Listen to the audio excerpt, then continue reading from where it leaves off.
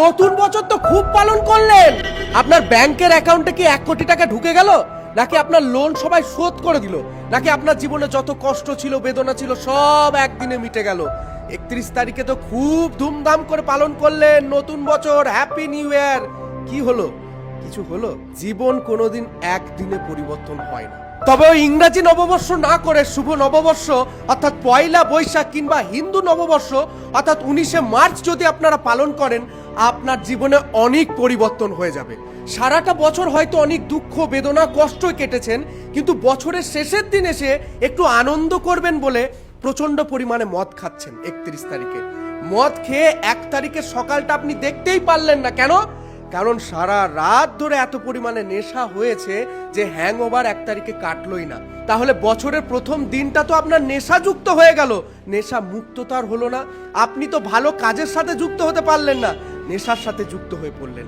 কিন্তু পয়লা বৈশাখ কিংবা হিন্দু নববর্ষ পালন করলে আপনার জীবনে আমূল পরিবর্তন হয়ে যাবে।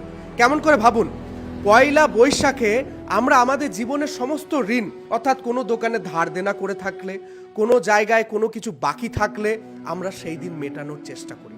অর্থাৎ আপনার জীবনে কোনো ঋণ থাকলে সেই ঋণটাকে আমরা মেটাই। সারা বছর ধরে প্রিপারেশন নিই, বছরের প্রথম দিন আমরা ঋণ মুক্ত হব। সকালবেলায় আমরা উঠি, স্নান করি, পুজো দিই, তপস্যা করি। কেন? একাগ্রতাকে বাড়ানোর জন্য। যখন আপনি স্নান করবেন এবং ভগবানের কাছে প্রার্থনা করবেন, আপনি আরো ভালো একটা সময় কাটাবেন।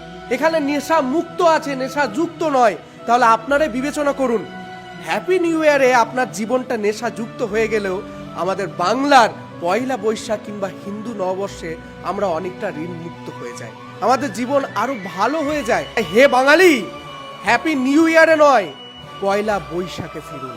আপনারা হিন্দু, তাই হিন্দু নববর্ষে ফিরুন। কেমন লাগলো ভিডিওটা অবশ্যই কমেন্ট সেকশনে জানাবেন। দেখাবে নতুন কোন এপিসোড, নতুন কোনো সফরে।